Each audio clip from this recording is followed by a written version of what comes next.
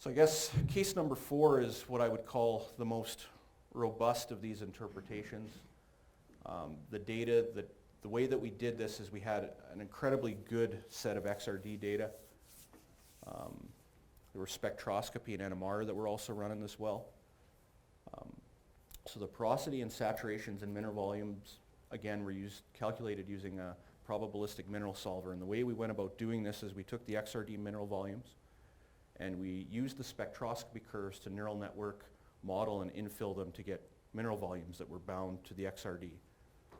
And we used these for 8 different minerals in the mineral solver, and we left kerogen and illite as the ones that we didn't bind.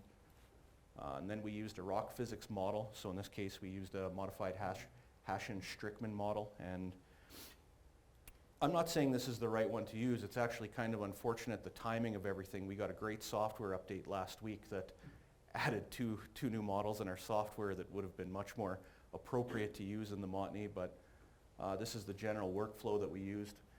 And from these rock physics models, we were able to get the bulk and shear modulus of the fluid saturated rock. So what we're doing is we're calculating the mineral volumes and we're just putting water in it. So it becomes independent of what the saturations are in place. And from the bulk and shear modulus, we're able to derive our brine saturated Young's modulus and Poisson's ratio. So here's kind of the back half that comes out of that interpretation. So this is our mineral model. These are our porosity values with core porosity in red. Oh, sorry, I'm blind. That's grain density. Sorry, grain density values in red. These are our core porosities. Saturations, again, in this case, we match them, the inverse of the gas saturation. Not saying that's the right way to go, but it was the best answer we had at the time. And these are all the XRD values for all the minerals. So I think that, overall, it's a pretty robust model in the mineral volumes. We're able to pretty accurately match a lot. So from that, we take these mineral volumes and we go into the rock physics model and we combine them. And we combine them with fluid, and this is what we come out with. So in this track, we have our gamma. So again, that's the contact with the lower Montney. So that's upper Montney right here. We have our, sorry, I'm really blind. These are our density curves. And what's interesting about this is when we took the mineral volumes and combined them with brine, it just about overlapped on the field measured density values. So that's really telling us that the density was reading completely flushed fluids. There wasn't any gas left in it. It's all been pretty much displaced. Our red curve is our field measured DTC, and the blue curve is what came out of the model. And this is shear. So the red curve is the field measured shear, and the blue curve is the modeled measured shear. And then we also had triaxial stress test data in this. So what we're kind of showing here is this red curve here is the field measured Young's modulus. The blue curve is the dynamic that comes out of the rock physics model. And then the red are points that are parallel and perpendicular to bedding the triaxial stress test data that came out of it. So we're able, we think, to get really good matches to Poisson's ratio and Young's modulus using this technique that are, the straight lines that we saw in the compressional and shear have kind of been removed. We think it's more accurate in our interpretation. So using these values, we're able again to go into the simulator, the fracture simulator, and we're able to get a pressure match. So again, using same porosities, perms, and now we only change total stress by 200 psi. Okay, so we're much closer to the values that we expect for pore pressure and total stress as measured by a DFIT. And this is the geometry that comes out on that side. So I'd say that this is a little bit more realistic. We're seeing more propagation up, less propagation down. We're honoring our core, we're honoring the triaxial data, we're honoring our DFIT much more closely. And these are the dimensions for the geometry. And we're left with, at the end of the day, 42 meters of XF and 42 meters of H at 1 millidarcy meter of conductivity. So what's interesting about that is that value didn't really change in the simulator case to case.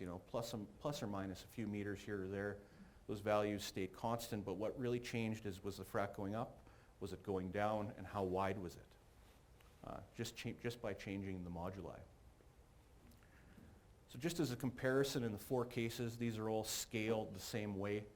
So the horizontal lines that go through here are just showing where the perf locations are.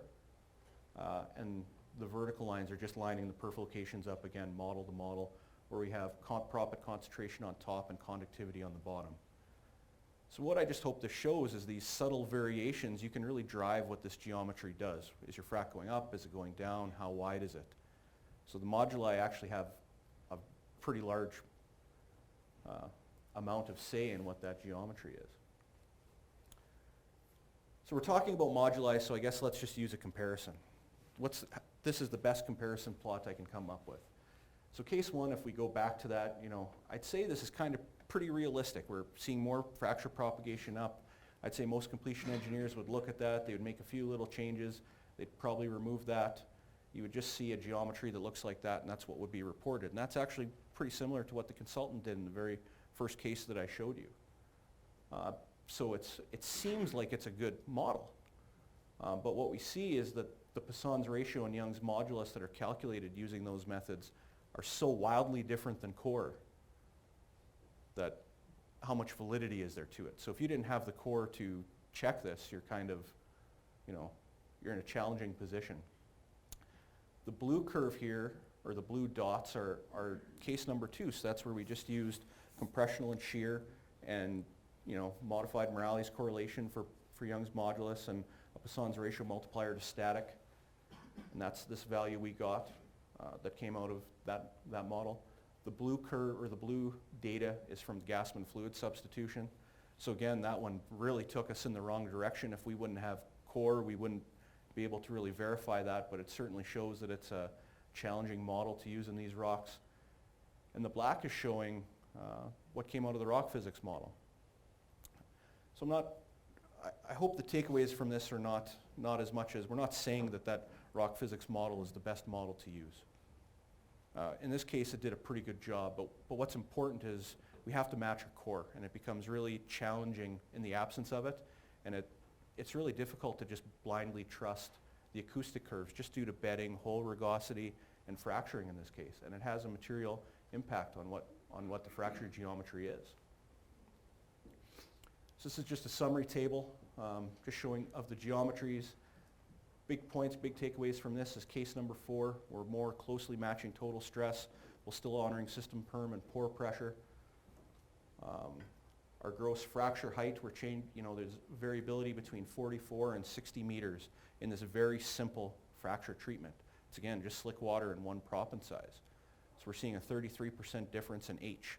And not only just a difference in how high it's growing, but is it growing up or down? And our fracture width as well. We're seeing gross fracture widths of between 1,400 meters and below 1,000. So very appreciable changes in what the geometry is just by subtle interpretations, differences in the petrophysics.